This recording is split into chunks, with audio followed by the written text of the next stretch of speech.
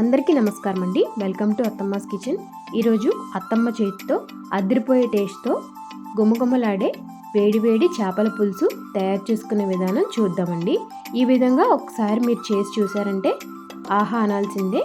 ఒకసారి చూసేద్దామండి. రెసిపీలోకి వెళ్ళిపోదాం.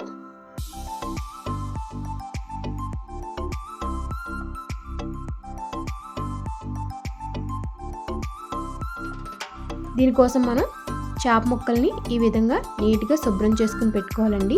చూసారు కదండి, చేపల పులుసుకి ఏ చేప అయినా తీసుకోవచ్చండి. మీకు నచ్చిన చేప అయితే తీసుకోవచ్చు. అలాగే మేము ఇక్కడ చెరువు చేపనైతే చేపల పులుసు పెట్టుకుంటున్నామండి.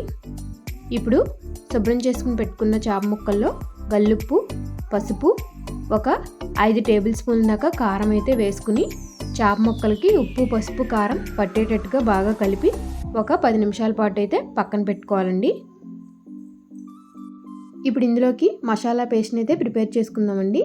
దానికోసం మనం ఉల్లిపాయ ముక్కలు, చింతపండు ముందుగానే నానబెట్టుకుని ఉంచుకోవాలండి.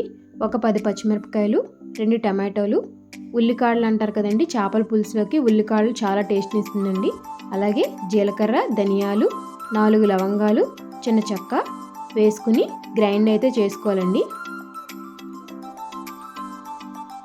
ఉల్లికాడలు కూడా ఈ విధంగా కట్ చేసుకుని ఒక గిన్నెలోకి అయితే తీసుకోవాలండి. ఇప్పుడు చేపల పులుసు కోసం వెడల్పాటి కడాయిని అయితే పెట్టుకుని అందులో ఒక 5 టేబుల్ స్పూన్ దాకా ఆయిల్ వేయాలండి.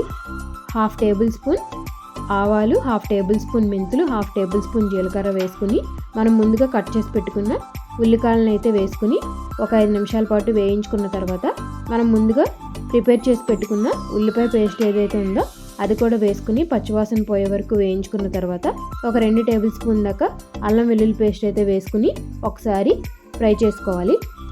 ఇప్పుడు మనం ఇందులో ముందుగా ఉప్పు, కారం, పసుపు కలిపి పెట్టుకున్న చేప ముక్కలు ఏదైతే ఉన్నాయో అవన్నీ వేసుకుని వాటర్ వేసుకుని ఒక 10 మినిట్స్ వరకు కుక్ చేసుకోవాలి. ఈ విధంగా మగ్గుతున్నప్పుడు మనం ముందుగా చింతపండు రసాన్ని అయితే తీసి పెట్టుకుని ఉంచుకున్నాం కదండి, అది వేసుకుని మరొక 15 నిమిషాల పాటు మగ్గించుకోవాలండి. చేపల పులుసుకి ఇలా ఆయిల్ పైకి వచ్చే వరకు మనం ఉడికించుకుంటే చాలు. మనం ముందుగా ఏవైతే కట్ చేసి పెట్టుకున్న పచ్చిమిరపకాయలు ఉన్నాయో ఈ ఉడుకుతున్నప్పుడు ఈ ప్రాసెస్లో వేసుకుంటే చేపల పులుసు మరింత టేస్ట్గా ఉంటుందండి.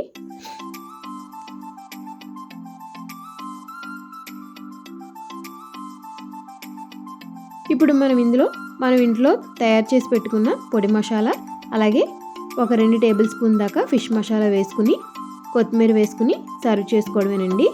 అదిరిపోయే టేస్ట్తో వేడి రైస్లోకి ఆహా అనేలాగా ఉండే అత్తమ్మ చేతి చేపల పులుసు అయితే రెడీ అయిపోయిందండి. ఒకసారి ఈ విధంగా మీరు కూడా ట్రై చేసి చూడండి. చాలా అంటే చాలా టేస్టీగా ఉంటుంది, చాలా బాగా వస్తుంది కూడా చేపల పులుసు అనేది.